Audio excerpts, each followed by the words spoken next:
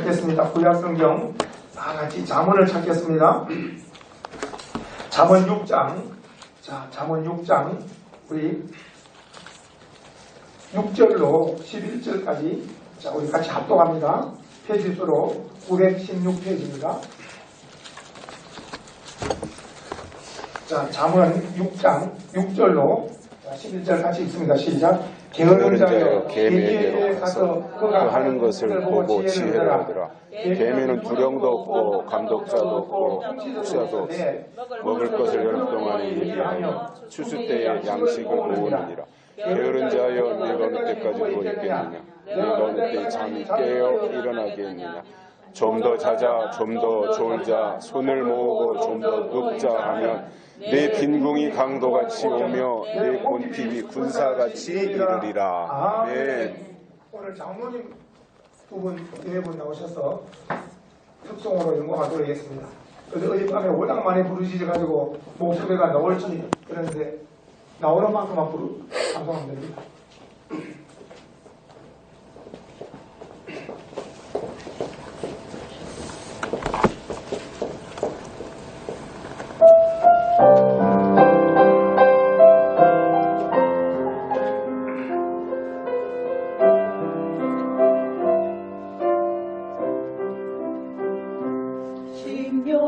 심령이 가난한 자는 전국이 저희 것이요 애통하는 자는 복인데 위로를 받을 것이요 유한 자 복이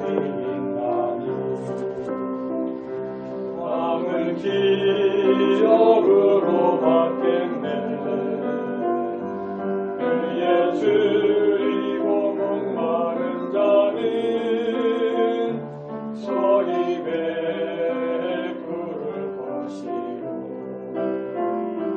긍휼히 여기는 자는 긍휼히 여김받겠네.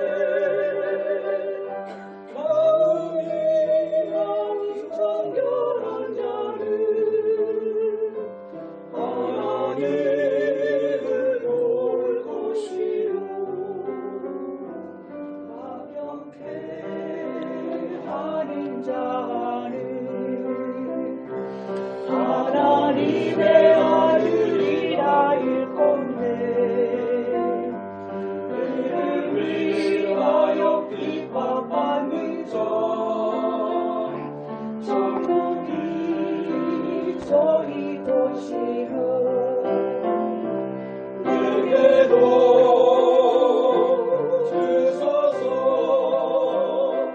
내가 아버님의 아버님이 목사하셨어요. 환란을 하셨어요.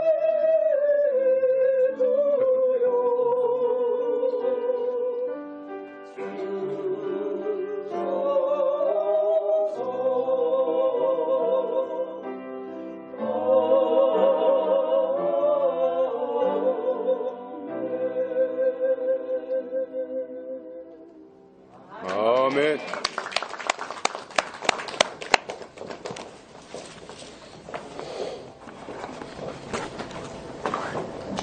오늘 밤에 강사님은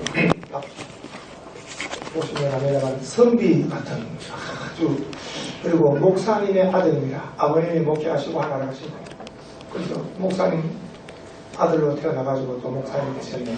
그래서 서산이라는 곳에 영훈교회를 목회하시는데 아주 존경받는 우리 노예 안에 우리 임지식 때에 축도하셨습니다. 임지식 때 보시면 아시겠습니다. 오늘 제목은 하나님께 합당한 자. 한번 해봅시다. 하나님께 합당한 자가 됩시다. 합당한 자. 오실 때 박수로 한번 하나가겠습니다.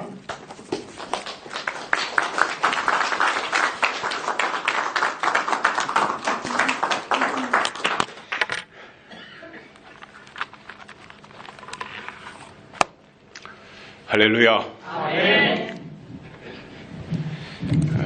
저를 만난 것이 여러분들에게 복이 되고 여러분 때문에 제가 더 행복했으면 좋겠습니다. 못생긴 소나무가 산을 지킨다는 말이 있습니다. 잘난 나무들은 이미 다 사람들의 눈에 띄어서 잘려가지고 작대기로 쓰고 낫으로 쓰고 또 꽃갱이자루, 삽자루로 다 쓰고 있기 때문에 잘난 나무가 산에 없고 못생긴 소나무가 산을 지킨다고 합니다. 교회는 잘난 사람들이 지키는 것이 아니라 못난이들이 지킵니다. 이미 잘난 사람들은 여기까지 못 오고요. 다 저 룸사롱으로 가고 카바레로 가고 이미 다 그쪽으로 갔습니다. 그리고 이제 못난이들이 남아서 교회를 지킨다고 하는데 제가 여기 소망교회 와서 보니까 그 말이 이 교회에는 틀린 말인 것 같아요. 그래도 다 수려하신 분들이 교회를 지키고 믿음을 지키고 계셔서 너무너무 고맙습니다. 하나님이 기뻐하시고 또 하나님께 영광 돌리는 그러한 아름다운 교회가 되기를 바랍니다. 제가 한 10년쯤 전에 주일 예배를 마치고 우리 권사님들을 이제 집집마다 모셔드리는 기회가 있었는데 중간쯤 갔을 때 한 권사님이 그러시더라고요. 거기 이제 새로 가게가 생겼는데 저기를 저 간판을 가리키면서 저 치킨집이 우리 동네 아무개 아들이 새로 차린 집이라며. 그러니까 그 옆에 계신 분이 그래? 나는 닭집이라고 들었는데 치킨집이래? 아니야, 그 집은 닭집이래. 그러니까 처음에 말했던 그분이 그래? 나는 치킨집인 줄 알았네. 그런 분들하고 제가 목회하고 있습니다.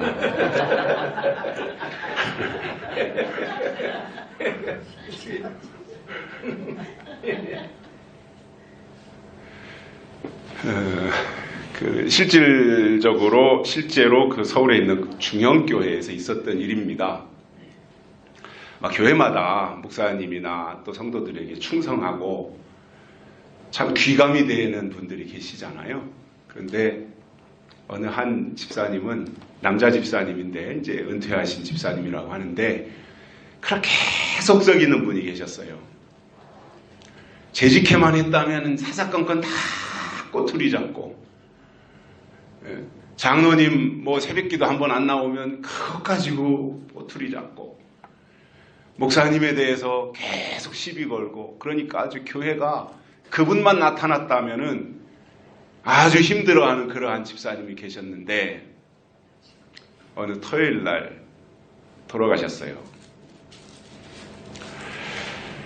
그 이제 주일날이 되어서 주일날 예배 다 마치고 이제 광고 시간에 광고를 하는데 그 교회 예배 순서가 일반적으로 우리들 교회보다는 다르게 예배 시작하면 헌금하고 말씀 듣고 광고하고 축도하고 끝나는 교회예요. 그러니까 광고 시간에 토요일 날 저녁에 돌아가셨으니까 주보가 다 만들어졌고, 그러니까 목사님이 예배 다 이제 설교 마치고 광고 시간에 아무개 집사님이 소천하셨습니다. 내일 발인이니까 모두 참석해서 마지막 환송 예배 드리는데 온 교인들이 참석해 주십시오. 이렇게 광고를 하고 이제 마지막 찬송이 옛날 찬송가로 179장이었습니다. 179장 다 부르시고 축도로 예배 마치겠습니다.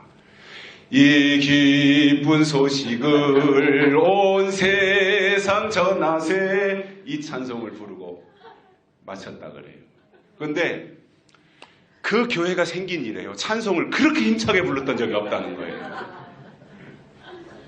저는 그 이야기를 그 목사님에게 들으면서 그런 생각을 했습니다. 야, 우리가 신앙생활 하면서 그런 사람은 되지 말아야 되겠다.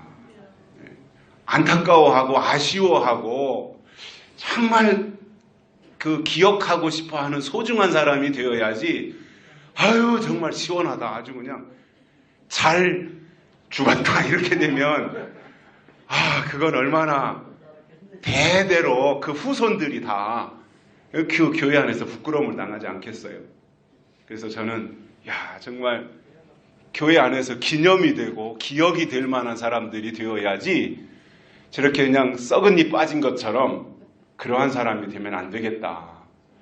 그런 생각을 하면서 제가 이렇게 우리 소망교회, 수원 소망교회 오늘 이렇게 예배를 통해서 만나게 되는데 여기는 다 그 목사님이 아끼시고 또 성도들이 서로 아주 친밀성이 높은 그러한 분들인 것 같아서 너무너무 다행이고 고맙게 생각을 합니다.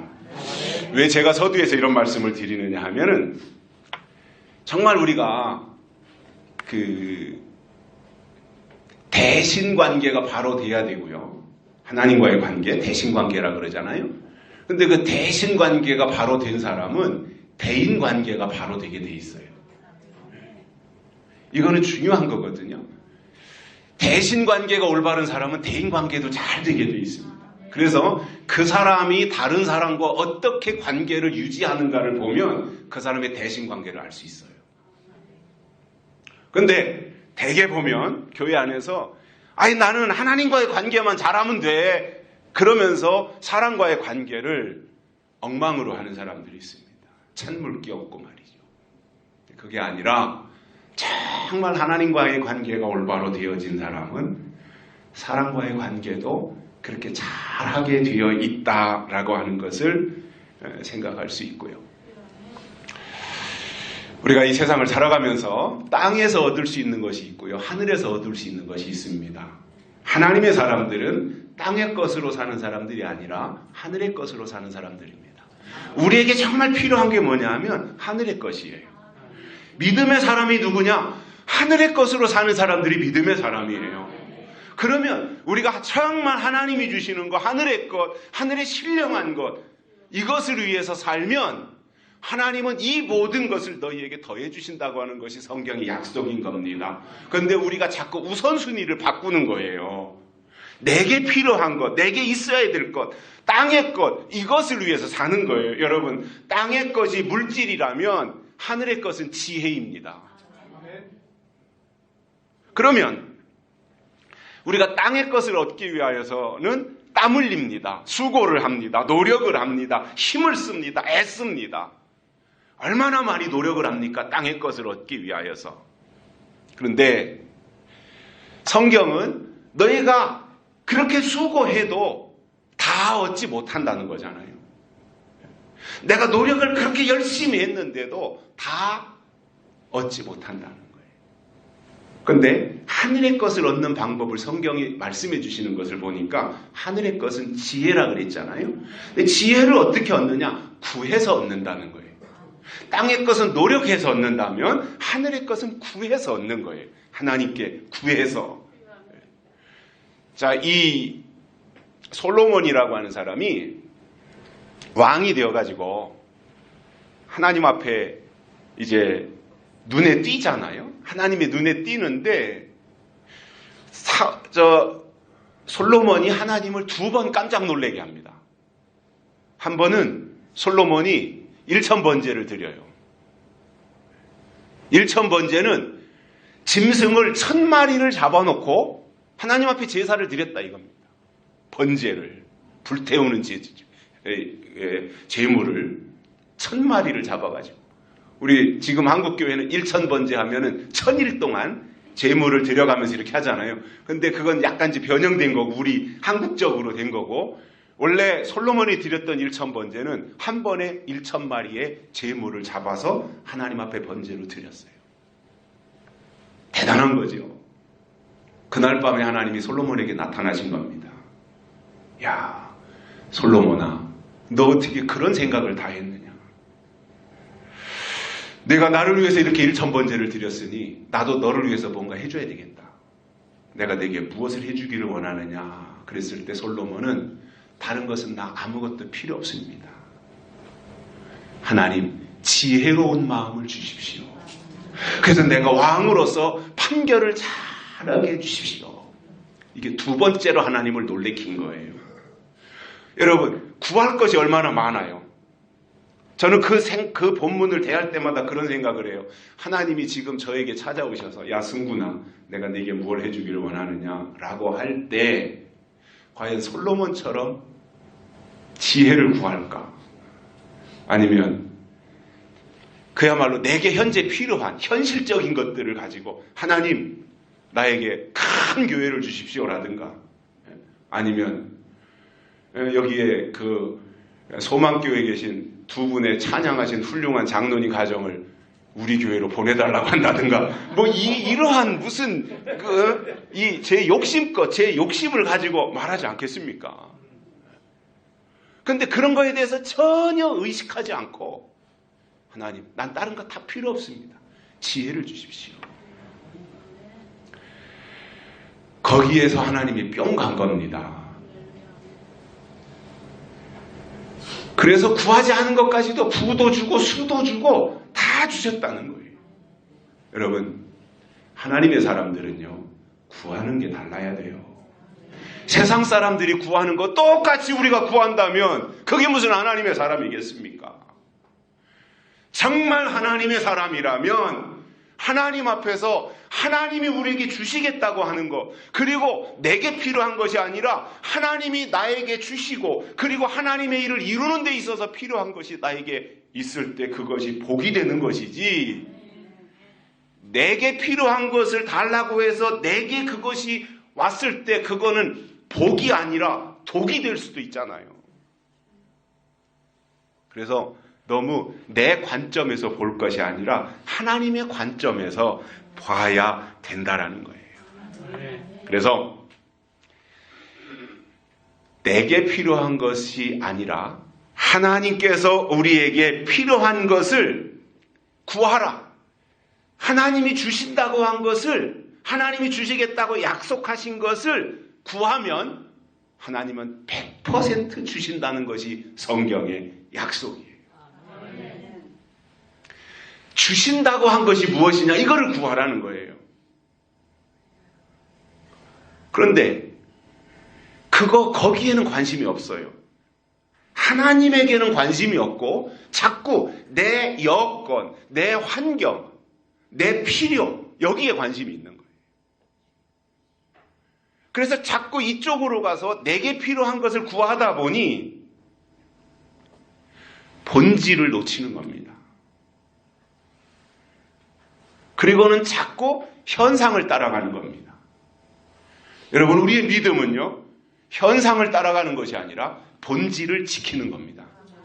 하나님이 우리에게 주신 본질, 이 진리라고 하는 것, 이 말씀이라고 하는 것, 이 약속이라고 하는 것, 이것을 우리가 지키는 겁니다.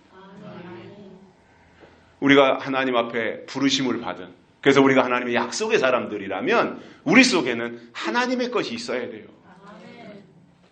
내 것을 가지고 하나님께 가는 것이 아니라 하나님의 것이 내 안에 있을 때 우리가 하나님이 주신 그것을 가지고 하나님께 가는 것이지 내 것을 가지고 가지 못하는 거잖아요.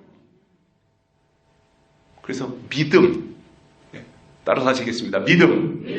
이거 하나 가지고 하는 거예요. 그죠? 우리가 이 세상에 올 때 빈손 들고 왔어요. 아무것도 가지고 온 것이 없어요. 응애하고 태어나서 다 먹이고 입히고 해주셔서 평생을 살다가 하나님이 오라 하고 부르실 때는 다 놓고 믿음 하나 가지고 가는 거예요.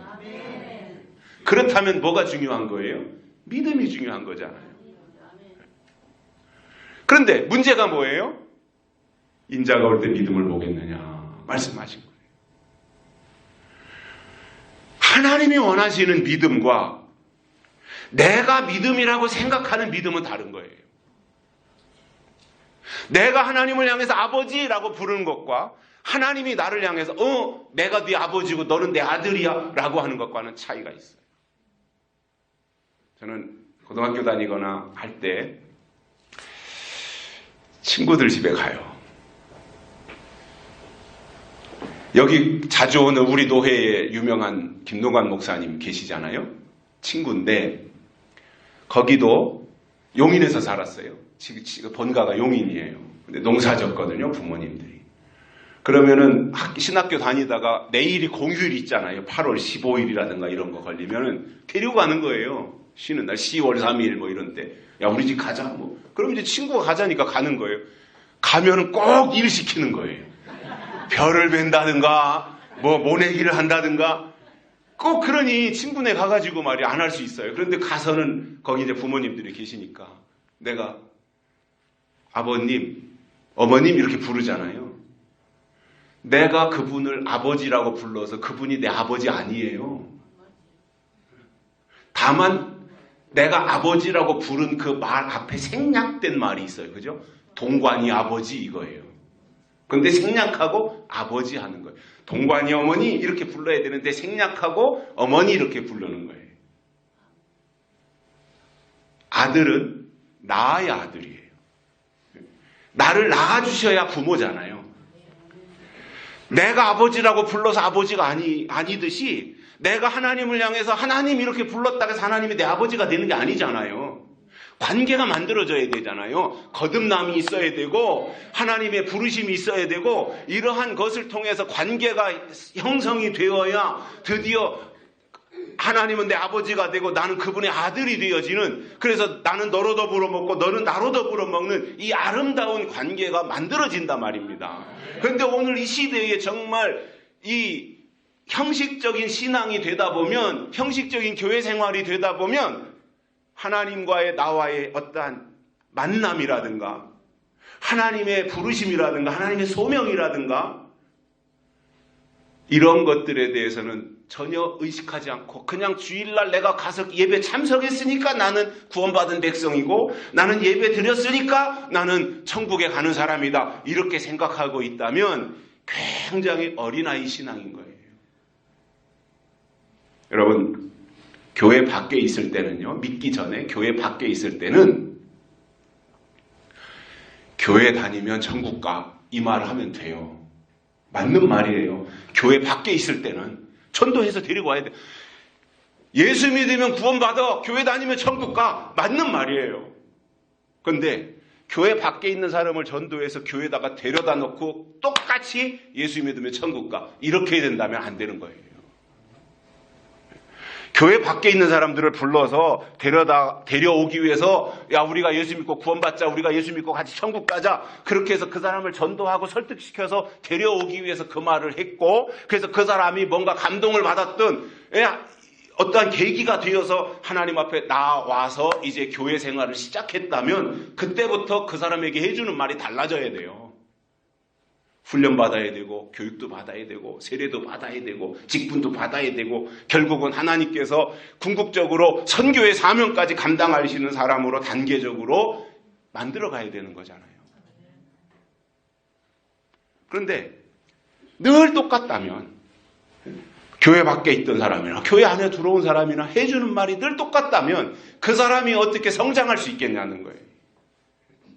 신앙이 성장해야 되잖아요. 영적으로 자라나야 되잖아요. 그리스도의 장성한 분량에까지 이르라고 성경이 말씀하고 있으니 교회 밖에 있는 사람이, 그리스도 밖에 있던 사람들이 그리스도 안으로 들어와 말씀을 양식으로 공급받고 봉사하고 헌신하면서 신앙이 자라나서 하나님의 뜻을 감당할 수 있는 성숙한 그리스도인으로 되어질 때 그 사람이 하나님의 사람인 것이고 그 사람을 통해서 하나님이 이 일을 하신다는 거예요.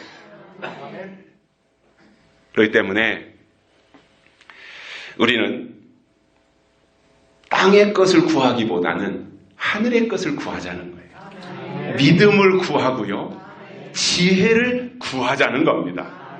자, 그러면 오늘 본문에서도 보면 이 지혜에 대해서 말씀하시면서 개미를 등장시킵니다. 개미 다 아시잖아요? 개미. 근데 오늘 이 말씀을 통해서 제가 설명드리고자 하는 것은 하나님 앞에 합당한 사람이 누구냐는 거예요. 어떻게 우리가 하나님 앞에 합당한 사람이 될 수 있는가? 다윗은 내 마음에 합당한 사람이다 이렇게 다윗을 향해서 하나님이 축복을 하셨는데 우리가 과연 어떻게 하나님 앞에 합당한 자가 될 수 있겠는가? 이것을 설명하면서 6절에서 이렇게 말씀하고 있습니다. 게으른 자여. 이 말씀이 6절에서 나오고 또 9절에서 나옵니다. 게으른 자여가 2번 반복해서 나옵니다. 그리고 그들에게 하는 특별한 메시지가 있습니다. 게으른 자요. 여기서 게으름이라고 하는 것은요, 믿음의 게으름이에요. 여러분, 믿음은 부지런하여 열심을 품고 주를 섬겨야지, 믿음이 게을러지면 죽는 겁니다. 그래서 게으른 믿음의 특징이 뭐냐면 때를 몰라요. 세상에서도 게으른 사람들은 때를 몰라요. 지금이 아침인지 해가 떴는지 아침을 먹을 때인지 점심을 먹을 때인지 그런 거에 대해서 관심이 없어요. 일어나고 싶을 때 일어나고 자고 싶을 때 자고. 이렇게 되면 그 사람은 감각이 없는 사람인 거예요. 게으른 사람이고 때에 대해서 전혀 관심이 없는 거예요. 우리가 영적으로 성숙했다는 것은 뭐예요? 하나님의 뜻이 관심이 돼야 돼요. 하나님이 나타내시는 뜻이 있잖아요. 하나님의 선하시고 기뻐하시고 온전하신 뜻이 무엇인지 분별하도록 하라. 로마서 12장에서 말하는 것처럼, 말씀하는 것처럼 성숙한 사람은 하나님의 뜻에 관심이에요. 그리고 성숙한 사람은 지금이 어느 때냐? 지금이 우리가 살고 있는 2020년이 열렸는데 지금 우리가 살고 있는 이 때가 어느 때냐? 이거에 대해서 관심을 가지게 돼 있어요. 이게 성숙한 사람들이에요. 그렇기 때문에 때를 모른다. 또 내가 지금 먹어야 될 양식이 무엇인지 모른다고 하는 것은 게으른 신앙인 겁니다. 게으른 자는 쫓겨나는 거예요. 슬피 울며 이를 가는 거예요. 이러한 사람들에게 오늘 본문에서 하신 말씀이 게으른 자여 개미에게로 가서 그 하는 것을 보고 그리고는 지혜를 얻으라 이렇게 말씀하고 있어요. 가서 보고 얻으라. 누구에게로? 어디로요? 개미에게로. 그러니까 개미에게로 가서 보니까 쬐까만 눈에 보이지도 않는 요 개미나 들여다보고 그냥 그렇게 관찰만 하라는 것이 아니라 개미의 어떠한 습성이라든가 개미가 하고 있는 일들을 통해서 보고 배울 것이 있다는 거예요. 그것을 지금 설명을 하고 있는 거거든요. 그래서 개미를 통해서 배워야 될 것이 있는데 그게 뭐냐? 환난 날의 양식을 미리 비축해 놓는 지혜입니다. 이게 개미의 지혜입니다. 그래서 저는 이 오늘 개미를 통해서 오늘 본문에 나오는 이 내용을 통해서 개미의 지혜가 무엇인지 두 가지를 설명을 드릴 거예요. 첫째로는 개미는 자발적으로 일을 합니다. 7절에 보시면 개미는 두령도 없고 감독자도 없고 통치자도 없으되 이렇게 되어 있습니다. 누가 시키지 않는다는 거예요. 야 개미야 너 가서 먹이 떨어지니까 가서 쌀 얻어와 어디 가서 메뚜기 잡아와 이런 거 시키는 사람이 없다는 거예요. 자발적으로 스스로 일한다는 거예요. 내가 지금은 움직여야 되겠다. 내가 나가서 일을 해야 되겠다. 저는 그 시골에서 어렸을 때 자라났기 때문에 뭐 논두렁을 간다든가 어디 누구네 마당 친구네 마당을 간다든가 그러면은 개미들이 버글버글한 거예요. 개미 가지고 장난도 많이 쳤고 개미를 괴롭히기도 했고 그러면서 이 개미를 관찰했는데 저는 지금까지 개미가 한 번도 낮잠 자는 것을 본 적이 없어요.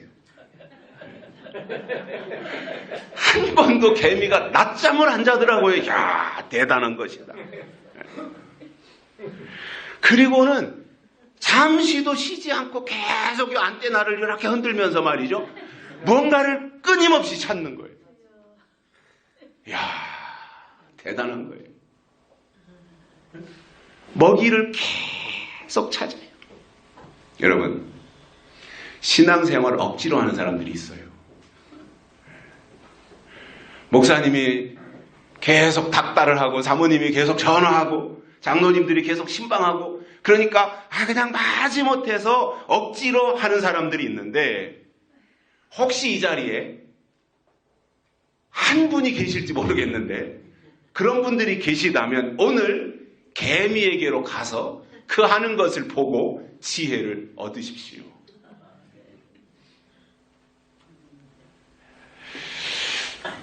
은혜를 누가 받느냐 하면 사모하는 사람이 받아요.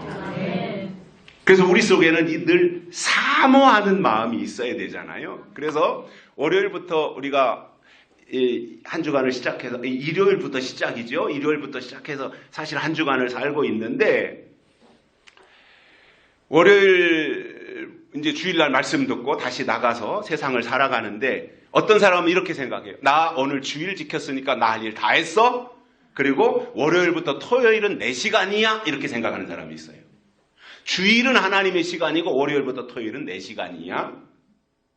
이렇게 생각하는 사람이 한 부류가 있고요. 또 한 사람은 주일이 하나님의 시간인 것은 맞는데 그 주일을 준비하기 위해서 월요일부터 토요일까지 사는 사람이 있어요. 누가 은혜를 받아요? 월요일부터 토요일을 주일을 위해서 사는 사람이 은혜를 받아요. 준비하고 사모하는 마음이 있어야 거기에 은혜가 임하고 하나님의 것이 떨어지는 것이지, 그냥 오늘 와서 그냥 귀동냥이나 잠깐 하고 와서 머리 숫자나 채우고, 아이고 내가 오늘 예배 시간에 참석 안 하면 목사님이 전화하고 사모님이 전화하고 그러니까 차라리 내가 잠깐 가서 눈도장이나 찍고 와야지, 이런 식으로 생각하면서 예배에 참석하는 사람이 은혜를 받을 것 같습니까?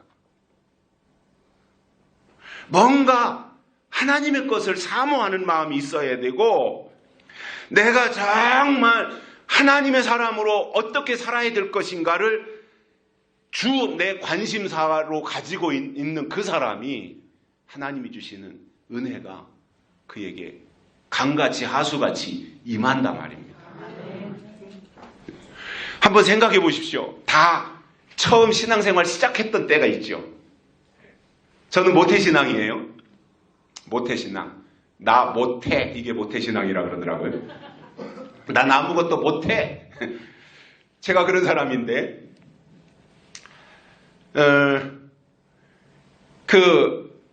그냥 스스로가 뭔가를 준비하고 사모하고 이러는 마음 가운데서 하나님을 향해서 나아가는 그러한 마음을 가지고 신앙생활을 준비하며 하는 사람과, 내가 아무리 신앙의 연조가 있다고 할지라도 아무것도 그러한 것들에 대해서는 의식하지 않고 그냥 자기 임의로 생각하는 사람들이 하나님의 일을 짊어지고 감당하는 데 있어서는 분명한 차이가 있다라는 거죠.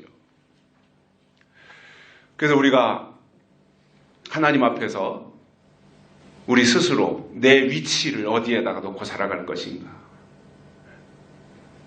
내 믿음의 고도를 어디에다가 두고 살아갈 것인가. 그래서 결국 저는 신앙의 문제는 위치의 문제라고 생각을 해요. 땅에서 살지만 땅의 것으로 사는 것이 아니라 하늘의 것으로 사는, 내 신앙의 위치는 내 육은 땅에다가 발을 디디고 살지만 내 소속은 하늘에 있다라는 거예요. 내 위치는 위에 있다라는 거예요.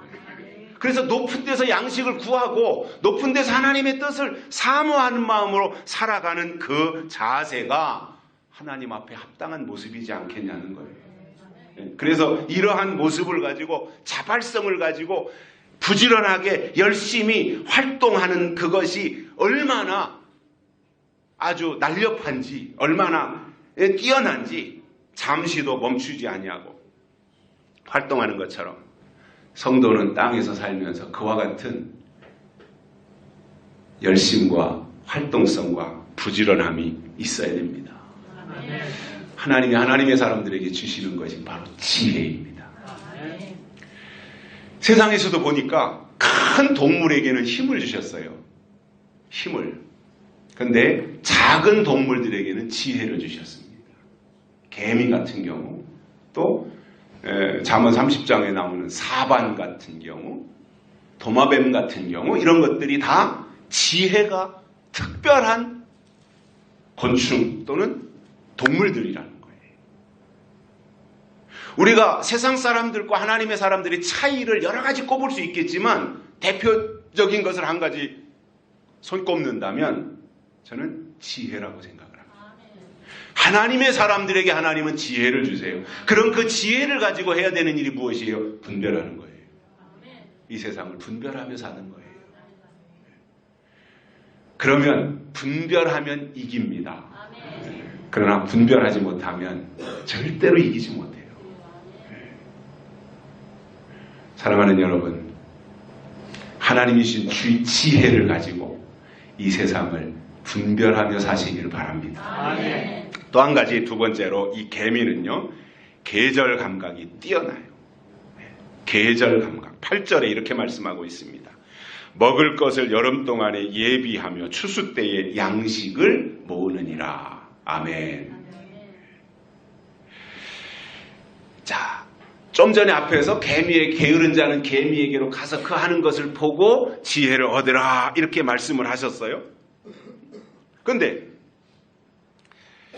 이것에 대해서 감각을 가지고 정말 하나님의 주신 이 의미를 가슴에 품고 그렇게 영적으로 깨어서 이 때가 어느 때인지 이것을 분별하면서 살 수 있는 이 말씀들을, 계절 감각을 가지고 살아야 되잖아요. 계절 감각을 가지고. 그래서 이 개미를 보니까 뜨거운 태양 아래에서 여름 동안에 얼마나 열심히 일하는지 몸이 새까맣게 탄 거예요. 제가 어렸을 때 개미 집 구멍을 파본 적이 있어요.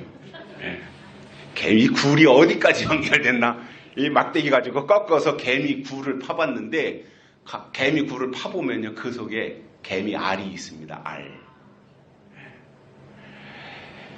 개미 알이 뽀얗습니다. 쌀처럼.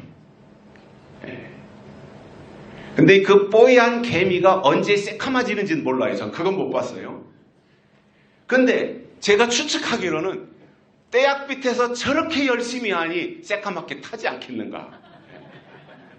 저 아프리카 잠비아 사람들처럼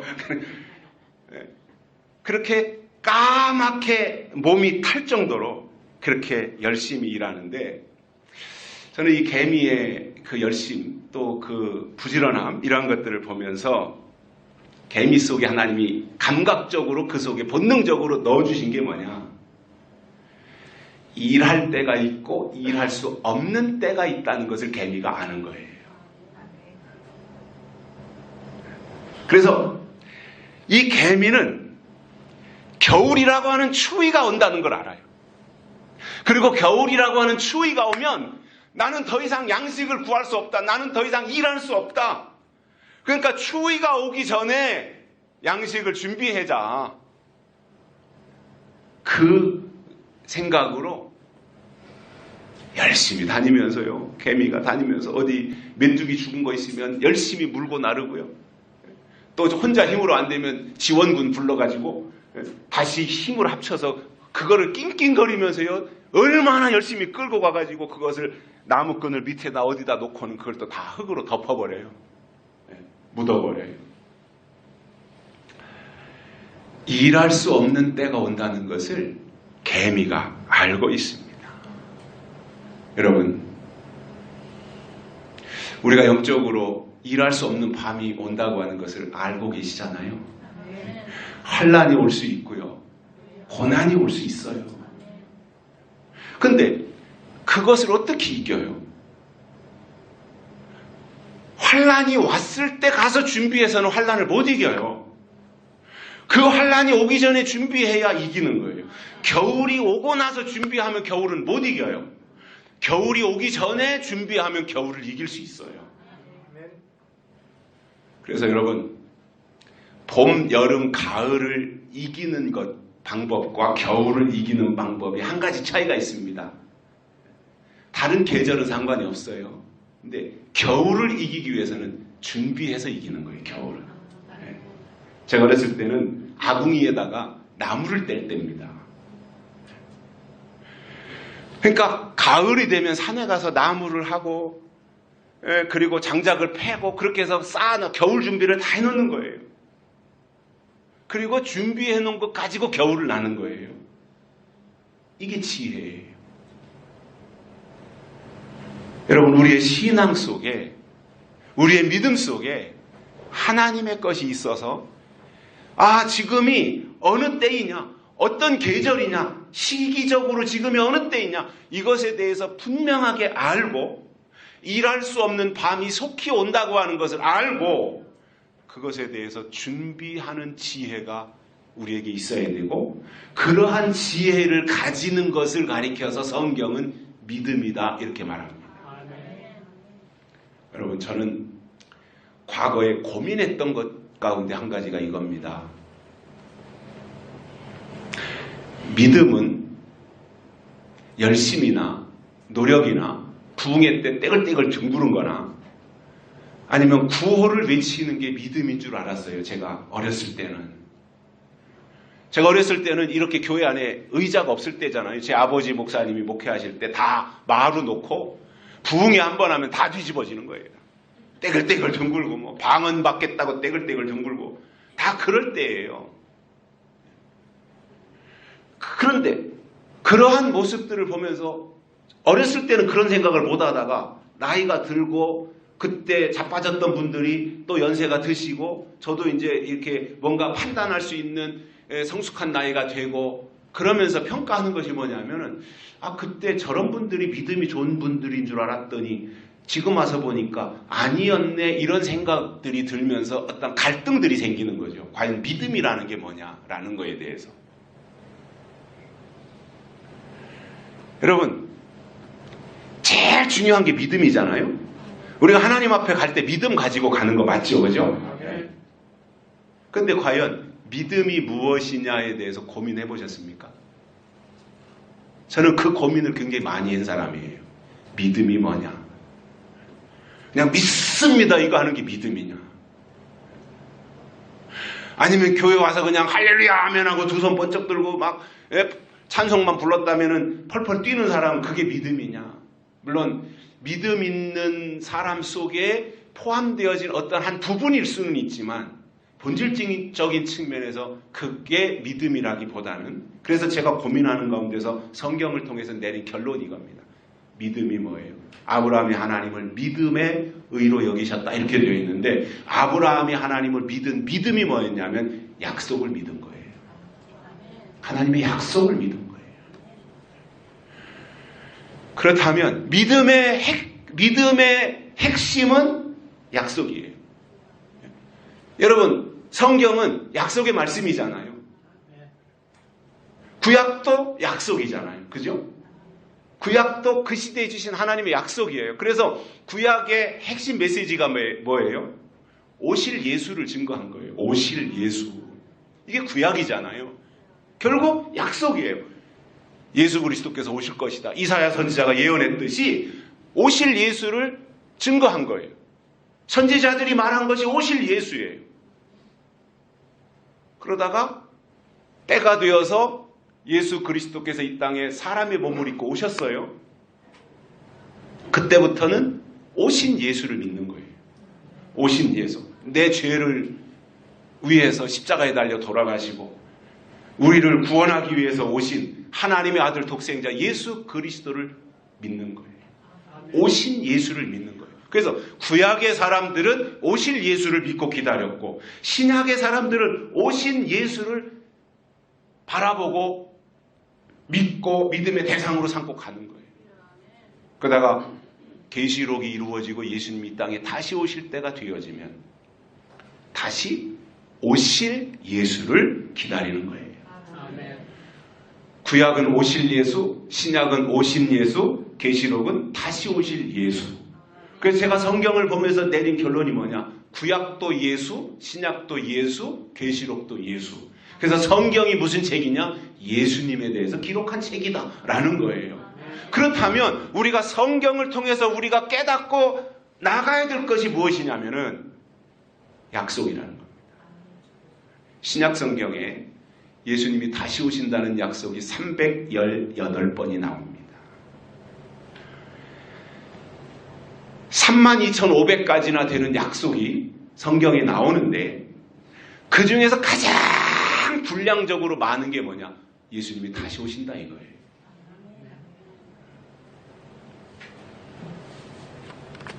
그렇다면 그 약속을 우리가 받았다면 그 약속을 가지고 하나님 앞에 나가야 된다라는 거예요. 그래야 지금은 양식을 예비할 때구나.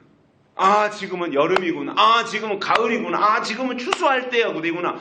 이제는 설이 내렸으니까 다 끝났다. 이제는 안식을 준비해야 되는구나. 겨울을 준비해야 되는구나. 이런 것에 대한 영적 감각, 영적 분별력을 우리가 가지고 신앙생활을 하자 이거예요. 그냥 무의미하게 주일 됐네 교회 가야지, 수요일 됐네 교회 가야지, 그냥 참석했다가 가는 것이 아니라 오늘 예배를 통해서 하나님이 나에게 주시는 것이 무엇이냐라는 거죠. 그거에 대한 깨달음이 있어야 됩니다. 여러분, 깨달음이 중요한 거예요. 오늘 내게 주시는 이 말씀이 나를 어떻게 깨우치시는가, 나에게 깨달음이 무엇인가 라고 하는 것을 가지고 그 깨달은 말씀을 통해서 믿음을 강화시키는 거예요. 믿음의 고도를 높여가는 거예요.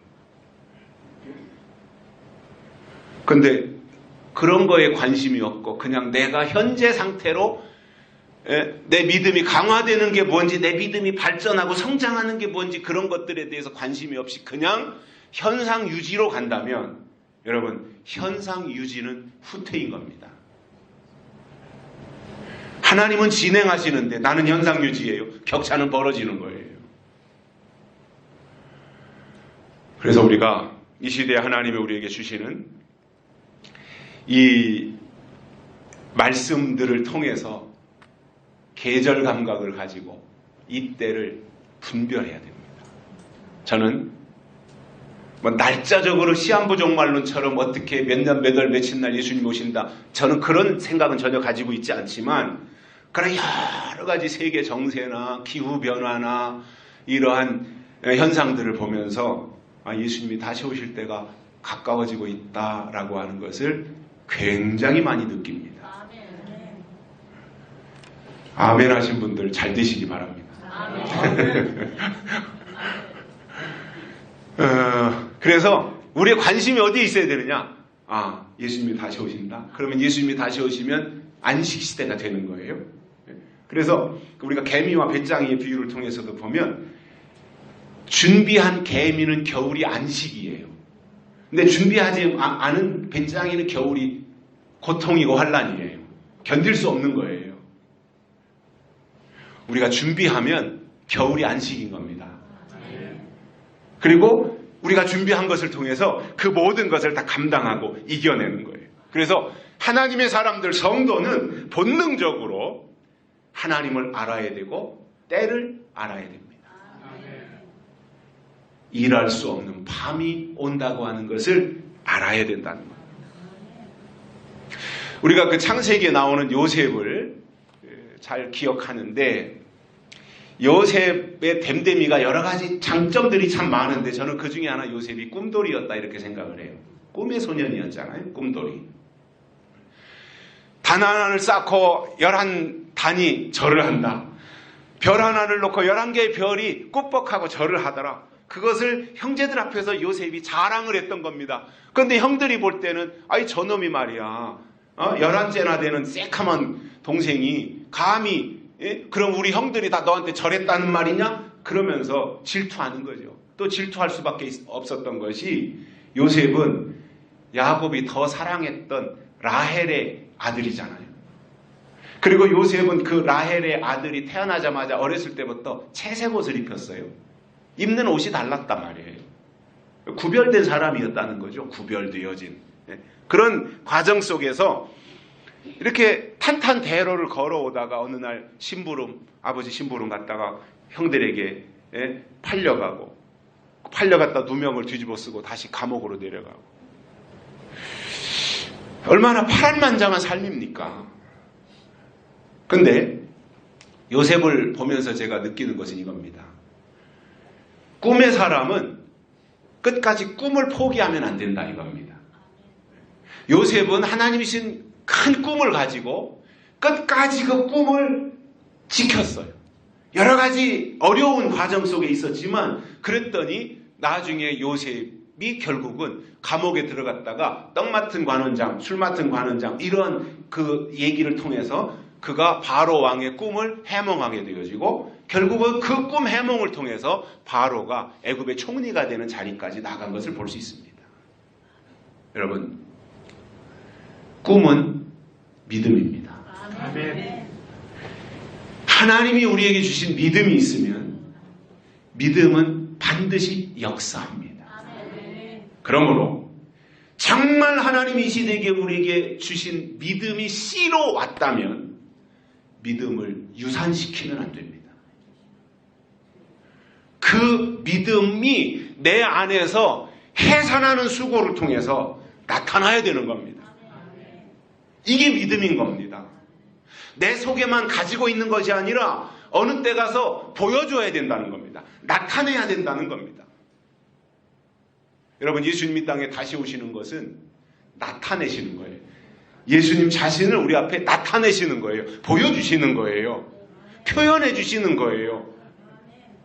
그렇다면 우리도 하나님 주신 믿음을, 하나님 주신 선한 약속들을 우리 속에만 간직하고 있을 것이 아니라 그것을 보여줘야 되는데 누가 보여줄 수 있느냐? 믿음의 사람이 보여준다라는 겁니다. 그래서 하늘의 지혜가 임하면 육적 게으름은 떠나는 겁니다. 그래서 하늘의 지혜가 우리에게 임하는 것이 정말 귀한 것이고, 그래서 하늘의 지혜가 임해서 게으름을 물리치는 것, 이것이 우리가 이 땅에서 하나님의 사람으로 감당해야 될 모습이라는 겁니다. 또 한 가지 게으른 자에게 주신 말씀이 9절에서 나옵니다. 자, 앞에서 게으른 자는 개미에게로 가라고 보내심을 받았어요. 그런데 개미를 통해서 말씀해 주셨는데도 불구하고 깨닫지 못하는 거예요. 영적 잠에 취해 있어가지고 아무것도 깨닫지도 못하고 분별도 하지 못하는 거예요. 자, 하나님이 찾아오셔서 문을 두드리고 말씀하실 때, 야, 누구든지 내 음성을 듣고 문을 열면 나는 그에게로 들어가 그로 더불어 먹고 그는 나로 더불어 먹을 것이다. 이렇게 말씀하시는 하나님이시잖아요. 두드리고 문을 두드리고 말씀하시는 하나님. 그래서 하나님은 말씀이시잖아요. 그 말씀이신 하나님이 우리에게 오셔서 말씀하시는데, 결국 말씀하신다고 하는 것은 하나님의 존재는 사실이라는 거예요. 여러분, 이 세상에 어떤 종교가, 우상을 숭배하는 어떤 종교가, 그 종교의 대상이 말씀하는 종교가 어디 있어요, 이 세상에. 오직 하나님만이 말씀하시잖아요. 우리의 하나님은 말씀하시는 분이고, 그 하나님 자신이 말씀이시라 그랬고, 우리에게 말씀으로 오셨고, 말씀이 인간이 되신 분이 인카네이션 하신 예수 그리스도이시고, 예수 그리스도가 우리에게 또 말씀을 주시더라 이거예요. 그래서 우리 기독교의 큰 자랑거리 가운데 하나가 뭐예요? 말씀하시는 하나님이에요. 그러면 우리가 결국은 설교를 들어요. 교회 와서 말씀을 듣는 거예요. 그죠? 근데 이 말씀이라고 하는 것이 로고스의 말씀이 있고 레마의 말씀이 있잖아요. 로고스도 말씀이고 레마도 말씀이에요. 근데 로고스는 이거예요. 이거 기록된 성경, 이게 로고스잖아요. 로고스. 레마는 뭐예요? 이 로고스를 근거로 해서 내게 주시는 말씀, 나를 깨우쳐 주시는, 나를 깨닫게 하시는 말씀, 이게 레마잖아요. 저는 이 기록된 말씀, 로고스가 굉장히 중요하다고 생각해요. 신학적으로도 보면 로고스가 굉장히 중요해요. 왜냐? 이게 없으면, 로고스가 없다면 아무것도 없는 거잖아요. 그런데 이 글자로 되어진 이 로고스, 문자로 되어진 이 로고스가 문자로만 있으면 이게 무슨 힘이 있습니까? 글씨로만 있으면 이게 무슨 의미가 있습니까?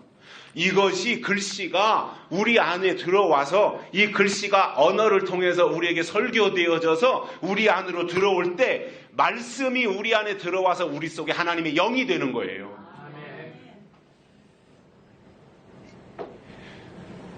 그리고 그 영이 우리 안에서 우리를 사로잡아 가지고 하나님의 일을 감당할 수 있는 하나님의 사람으로 세워주신다라는 거예요. 여러분, 말씀하시는 하나님이 최고인 겁니다. 여러분, 말씀을 가지는 것은요, 다 가진 거예요. 왜냐? 말씀이 하나님이시잖아요. 하나님을 가지면 다 가진 거잖아요. 말씀이 하나님이신데, 그렇기 때문에 말씀을 가지면 다 가지는 거예요. 옆 사람에게 모가지가 달랑달랑 흔들릴 정도로 어깨를 잡고 흔들면서 말씀을 가지면 다 가진 것입니다. 하겠습니다. 시작. 말씀을 가지면 다 가진 거예요. 그런데 제가 두 가지 말씀드렸잖아요.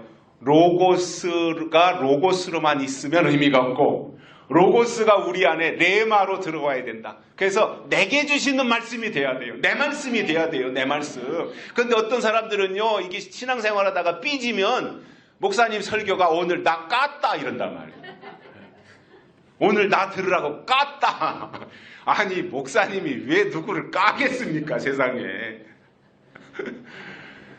그게 사실은 깨달으라고 하나님이 주신 말씀이에요. 레마다 말이에요. 레마. 그러면 그 사람이 겸손하게, 내가 그랬었구나. 하나님 오늘 나를 사랑하셔서 특별하게 이 말씀 목사님이 입을 여셔가지고 나에게 주셨구나. 아멘 하고, 내가 인내하신 구세주여 내 말 들으사 죄인오라 하실 때 날 부르사 하면서 주여 주여 내 말 들으사, 이렇게 정말 통에 자복하는 마음을 가진다면 좋은데, 아니 그래도 구역장님이 전화하고 전도사님이 전화하고 해서 그래도 얼굴 봐서라도 한번 내가 교회 가려고 해서 저 뒤에 와서 이렇게 쭈그리고 앉아 있어요.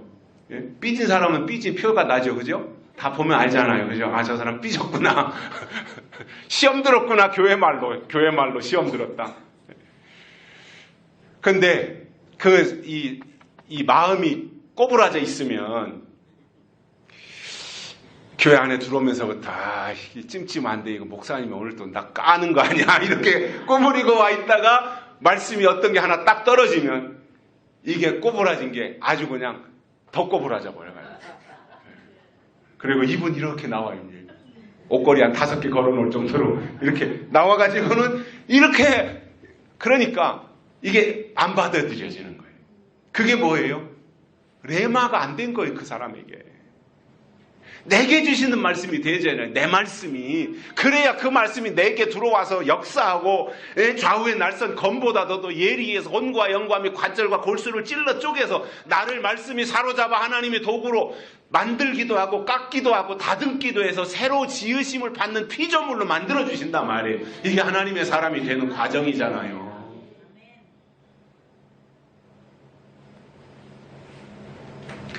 여러분, 주님 오실 때까지 절대로 삐지지 마십시오. 네. 그게요, 자기한테도 안 좋고 교회 분위기 썰렁하게 만들어 놓는 겁니다. 그리고 어떤 사람은 시험에 잘 드는 사람이 있더라고요. 그 면역성이 약해서 그래요. 영적인 면역성이. 이 육신의 면역력이 떨어지면 감기에 잘 걸리잖아요. 그죠? 면역력이 떨어진 첫 번째 증거가 감기에 잘 걸려서 어떤 사람은 봄 감기 오면 봄 감기 걸리고 여름 감기 오면 여름 감기 걸리고, 그래서 사계절 감기가 올 때마다 감기가 다 걸리는 사람이 있어요. 교회 안에서 신앙생활하는 분들도요, 이 시험 올 때 이 시험 걸리고 저 시험 올 때 저 시험 걸리는 사람들이 있더라고요. 중간고사 시험 볼 때 중간고사 걸리고, 월말고사 볼 때 월말고사 걸리고, 학기말고사 볼 때 학기말고사 걸리고, 아니 이렇게 시험 볼 때마다 시험 걸리는 사람들이 있어요. 이거는요 전혀 신앙생활에 도움이 안 되고요, 교회가 성장하는데도 전혀 유익이 없어요. 여러분, 교회 오늘 여기 이렇게 오신 분들은 다 교회 그래도 중직들이고 목사님이 목회에 아주 아론과 훌과 같이 협력하시는 분들이라고 제가 생각이 드는데, 이런 분들은요 어떤 경우도 맞이가 돼야 돼요. 맞이. 제가 6형제 중에 맞이입니다. 아버지 어머니가 아들만 6을 낳아놓으신 거예요. 그 중에 제가 맞이예요. 저는 어렸을 때 동생 많은 게 싫었어요. 그런데 아버지 어머니가 제 허락도 안 받고 동생을 또 낳으시더라고. 언제 만나시는지는 몰라요, 저는. 근데 신기한 것은 제가 맞이니까 넷째가 태어나면 예쁘고 돌보게 되고 감싸게 되고 씻기게 되고 저녁 때 되면 밥 먹여주게 되고 기저귀 갈아채우게 되고 다섯째가 태어나니까 또 그러고 막둥이 여섯째가 태어나니까 또 그러고 어디 가면 제가 자전거 태워다 주고 맞이더라고요. 맞이. 여러분 막둥이가 되지 마시고 맞이가 되십시오. 맞이는요 생각하는 게 달라요. 맞이 한번 손 들어보세요. 집에서 맞이. 소사모님도 맞으시네. 아마 어디 가서도 그럴 겁니다. 맞이는 벌써 이게 달라요. 신앙도 그래요. 막내가 되면 어리광 부리려고 그러고요. 자꾸 뭔가 이렇게 티를 내려고 그래요. 맞이는 묵묵하게 자기 역할을 하거든요. 우리 수원 소망교회 여러분들은 영적으로 다 맞이가 되시면 좋겠어요. 그래서 이제 새로 오는 생고구마들 있잖아요. 생고구마들. 그 사람들을 다 이렇게 감싸야지. 그냥 왜 목사님이 저 사람만 저렇게 눈길 주고 저 사람만 좋아하느냐고 이렇게 생각하면 그건 맞이의 자격 없습니다. 구약에도 보면요. 맞이는 분깃이 달라요. 신앙이 그렇습니다. 맞이의 역할을 하면요. 하나님 앞에 분깃이 달라요. 기업이 달라요. 기업이. 그래서 이게 그릇을 키우고요. 영적 신앙의 그릇을 키우고 세상에서는 뭔가 파이를 키우라고 그러잖아요. 파이를 키워라. 내 어떤 울타리를 좀 크게 하고 내 영역을 크게 해서 뭔가 좀 큰 일을 감당할 수 있어야지 맨날 그냥 그 간장 떠놓는 간장 종재기처럼 요만해 가지고 신앙이 아니 하나님은 이 우주보다 크신데 요만한 종재기에다가 하나님을 어떻게 담아요. 그러니까 이 사람은 신앙이 못 크는 거예요. 이 자아가 깨져서 여러분 인격은요 믿음을 담는 그릇입니다. 우리 인격은 믿음을 담는 그릇이에요. 인격이 찌그러지면 내 속에 온 믿음도 그 그릇대로 찌그러진다니까요. 그래서 우리 인격이 좀 고상해지고 뭔가 인격이 좀 남달리 그렇게 우리 속에서 잘 인격이 만들어질 때 거기에 담긴 믿음도 아름다운 믿음이 되어서 다른 사람들에게 그렇게 표현이 되는 거예요. 아, 저 사람은 진짜다. 그래서 지금은 전도를 해도 옛날처럼 예수천당 이렇게 해서는 안 먹히잖아요. 그러니까 지금은 관계 전도를 하라 그러잖아요. 관계 전도. 저 사람과 나를 관계를 좋게 만들어 놓는 거예요. 근데 내가 볼 때 내가 저 사람이 이제 저 사람과 나하고 관계를 좋게 만들었어요. 나는 교회를 안 다니는데 저 사람은 뭐 교회를 다니는 사람이라고 이제 알고. 근데 볼 때 내가 볼 때 교회 안 다니는 사람 안 다니는 내 입장에서 볼 때 저 사람은 가진 것도 나만큼 못 가졌고 배운 것도 나만큼 못 배웠고 자식들도 나만큼 성공하지 못했는데 저 사람을 보면 늘 기쁨이 있고 희열이 있어요. 근데 왜 그런가 하고 뒷조사를 봤더니 교회 다닌다는 거예요. 어느 교회를 다니나 봤더니 수원 소망교회를 다닌다는 거예요. 그러면 우리 소망교회 갑시다 이 말 안 해도요 어느 순간 되면 흡수되어서 끌려오게 돼 있어요. 내가 지남철이 되면 쇠붙이는 자동으로 거기 붙어 다닌다니까요. 근데 내 역량을 키울 생각은 안 해요. 내 영향력을 키울 생각은 안 해요. 그리고 막 오히려 돈과 가서 갚지도 않고 말이죠. 그렇게 피해만 잔뜩 주고는 나 수원 소망교회 다녀. 그러면 수원 소망교회 아무리 가자고 해도 내 돈부터 갚아 그러죠. 그러니까는 영향력이 없다 그 말이에요.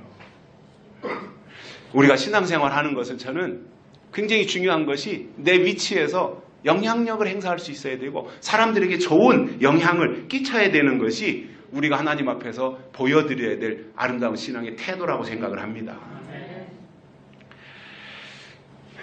그래서 우리가 이러한 모습들 보면서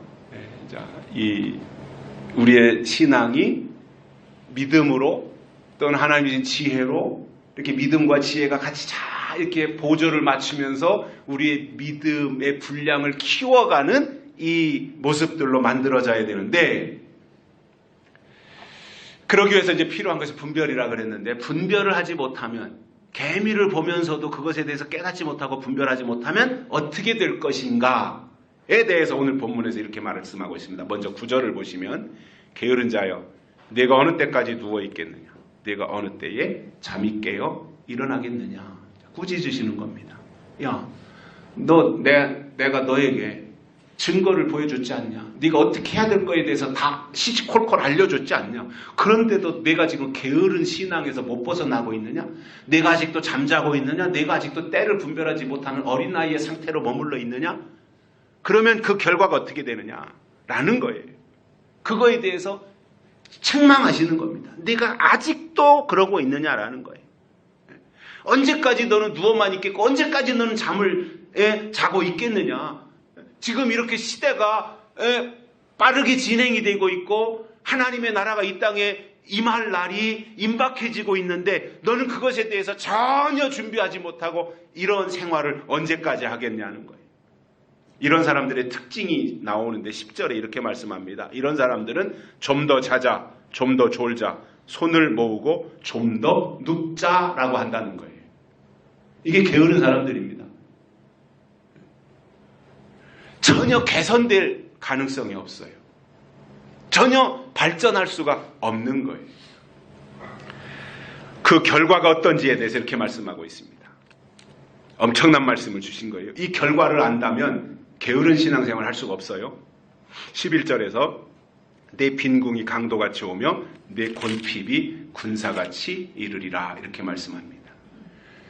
여기서 빈궁이 강도같이, 곤핍이 군사같이 온다고 그러는데 빈궁과 곤핍은 믿음이 점점 더 가난해진다 그 말입니다. 믿음이 가난해지는 게 문제입니다. 이게 무슨 말이냐면 영적 IMF가 온다는 거예요. 97년도에 IMF 왔죠, 우리 민족. IMF가 왜 왔어요? 미국 돈이 없어서 IMF가 온 거예요. 그죠? 달러가 없었어요. 우리나라 달러 재고가 없었어요. 그러면 모든 국제시장에서의 거래나 이 모든 일들이 다 달러로 이루어지는데 우리나라가 달러 보유고가 없어요. 그러니까 미국 IMF에 국제은행에 요청을 해서 달러를 지원을 받는 거예요. 그런데 그냥 지원해 주는 것이 아니라 이런 것을 개선해야 된다. 기업은 이렇게 개선해야 되고 이런 것들을 개선해야 되고 이렇게 해야 되고 그것에 대해서 IMF가 일일이 다 우리나라를 관여하여서 시스템을 개조하게 하고 달러를 지원해 줬어요. 이게 IMF예요. 여러분 97년도 11월 달인가 깡드 씨가 와가지고 우리나라에 IMF 체제로 들어갔는데 그때 우리 한국 돈이 없어서 IMF 온 게 아닙니다. 한국 돈이 없었던 게 아니에요. 원화가 없었던 게 아니라 달러가 없었어요. 세계가 인정하는 것이 달러인데 세계가 인정하는 달러가 우리나라에 없었단 말이에요. 그 결과 IMF가 온 거예요. 여러분 신앙의 IMF, 믿음의 IMF가 왜 오느냐? 내 열심이 없어서 IMF가 오는 것이 아니라 하나님이 인정하는 것이 없으면 영적 IMF 오는 거예요. 그래서 우리가 신앙생활 하는 데서 중요한 것이 뭐냐? 하나님의 것이 무엇이냐는 거예요. 하나님의 것. 내 것 말고요. 하나님의 것.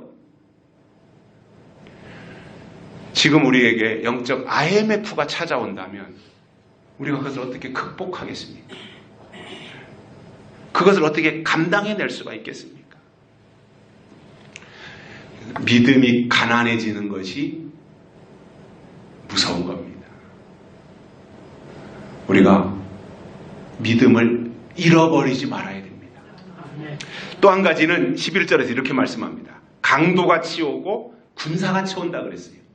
빈궁이 강도같이 오고 곤핍이 군사같이, 강도같이 오고 군사같이 온다고 하는 것은 내게 이 믿음이 없으면, 믿음이 가난해지면 악령이 그렇게 쳐들어와서 영적인 모든 것을 다 탈취해 간다 이겁니다. 마치 구약의 이스라엘 백성들에게 블레셋을 쳐들어온다든가 바벨론이 쳐들어온다든가 그래가지고 그들의 모든 것을 다 빼앗아 가듯이 지금도 마찬가지로 우리가 영적인 믿음에서 탈락한다든가 영적으로 깨어있지 못하면 악령이 와서 우리의 모든 것을, 영적인 것들을 다 가져가는 거예요. 그럼 우리는 빈깡통이 되는 거예요. 그럼 어떻게 하나님 앞에 설 수 있습니까? 하나님의 것이 내 안에 있어야 그것을 가지고 하나님 앞에 설 수 있는데, 하나님의 것이 나에게 없다면 무엇을 가지고 우리가 하나님 앞에 서겠냐 말이에요.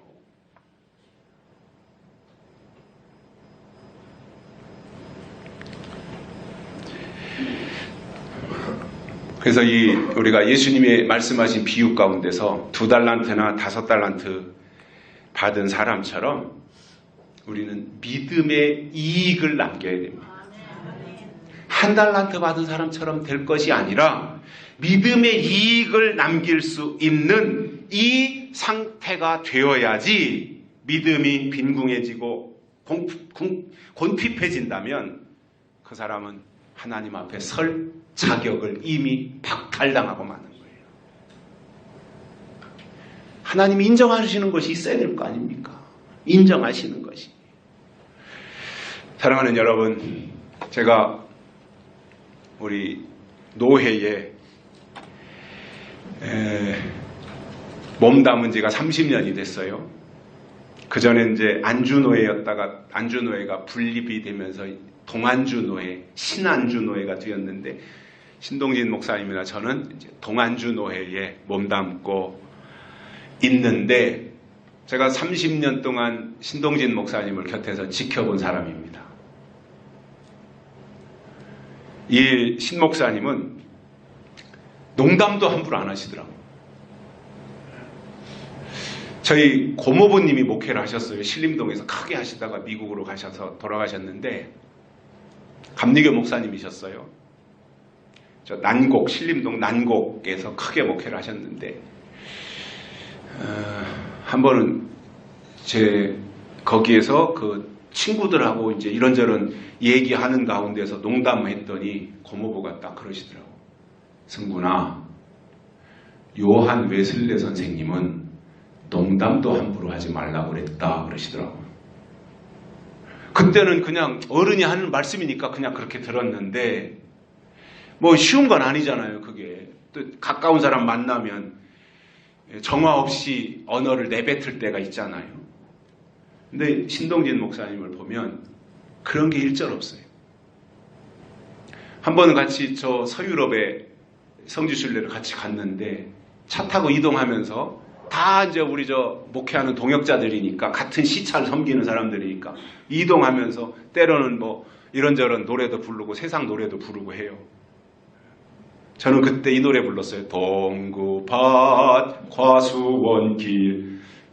근데 신동진 목사님 순서가 됐어요.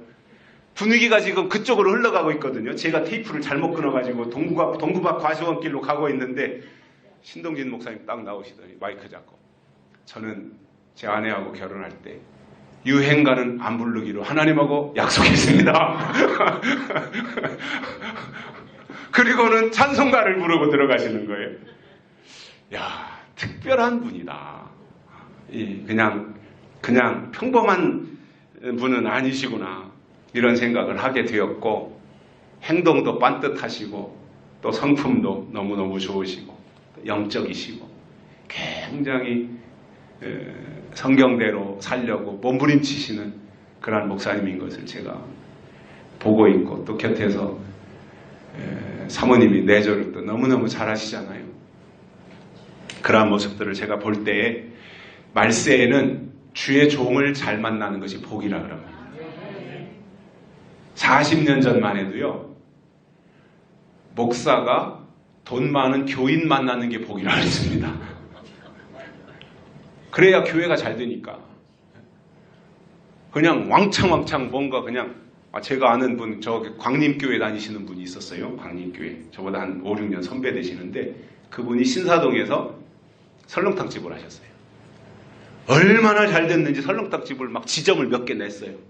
아주 막 정신없이 사람들이 몰려오는 거예요. 그분은 간증하는데 그러더라고. 자기는 헌금을 지갑을 열어가지고 돈을 세서 헌금을 해본 적이 없대요. 교회 갈 때 항아리에다가 이제 그 금고에다 넣을 새도 없고 항아리 놓고 돈 들어오면은 항아리에다 그냥 다 넣는 거예요. 그리고 저녁 때 가서 이제 계산하는데 교회 갈 때 항아리에다 손 넣어서 푹 잡고는 그게 그날 헌금 드리는 얼마 드리는지도 모르는 거예요. 야, 제가 그 얘기 들으면서 얼마나 부러웠겠어요. 그런 분 좀 안 오나 우리 교회는. 근데 제가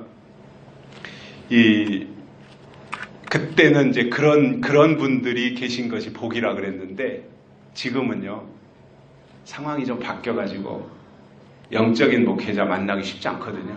지금 이 시대가 세상이 악해가지고 그리고 교회 안에도 인본주의가 굉장히 많이 침투해 들어와 있습니다. 인본주의가 지금 극성을 부리고 있어요. 그런 가운데서 신본주의를 사수한다는 게 쉽지 않거든요. 그런데 신동진 목사님은 철저하게 칼빈주의와 신본주의를 사수하시더라고요. 그래서 야, 참 특별한 분이시다. 이렇게 생각을 하면서 제가 이렇게 우리 수원 소망교회를 부러워한 것은 이런 좋은 목사님을 만나서 또 이 지체들이 성도들이 좋은 지체가 되어서 알콩달콩 신앙생활을 잘 예쁘게 하고 계시다고 하는 것이 얼마나 귀한 일이에요. 아론과 훌과 같이 목사님의 오른팔이 되고 왼팔이 되고 지체가 되어서 주님의 몸을 세우고 그리스도의 계절이 이 땅에 오게 하며 하나님의 나라를 이 땅에 건설하는 일에 쓰임받는 지혜로운 그리고 하나님 앞에 합당한 종들이 되시기를 주의 이름으로 축복합니다. 기도하시겠습니다. 살아계신 하나님 감사합니다. 오늘 또 이렇게 우리를 불러주시고 함께 말씀을 듣게 해주셔서 감사를 드립니다. 오늘 수원 소망교회를 하나님이 축복하시고 지금까지 목사님의 헌신과 희생으로 저 2층 삼각교회에서부터 시작해서 여기까지 이끌어주신 것 감사를 드립니다. 지경을 넓히게 하여 주시고 구원받는 영혼들의 숫자가 더 많아지게 하시며 주님 다시 오시는 그날까지 믿음으로 승리할 수 있는 복된 교회가 되게 해 주시옵소서. 장로님들에게 축복하시고 모든 재직들 위해 하나님의 놀라운 은혜가 있어서 믿음이 흐트러지지 아니하고 믿음이 장성한 자가 되어져 하나님을 기쁘시게 해드리고 하나님의 마음을 시원하게 해드리는 일에 쓰임받는 모든 교회 믿음의 동역자들이 되게 해 주시옵소서. 어린 영혼들에 이르기까지 하나님이 일일이 간섭하시고 참견하여 주시어서 이 어려운 또 이 혼잡한 이 세파에 물들지 아니하고 하나님의 사람으로 올곧게 성장할 수 있는 그러한 영혼들이 되도록 축복해 주옵소서. 주신 말씀 우리의 신비에 새겨지고 어려울 때마다 기억나게 하시기를 원하옵고 거룩하신 예수님의 이름으로 감사하며 기도드리옵나이다. 아멘.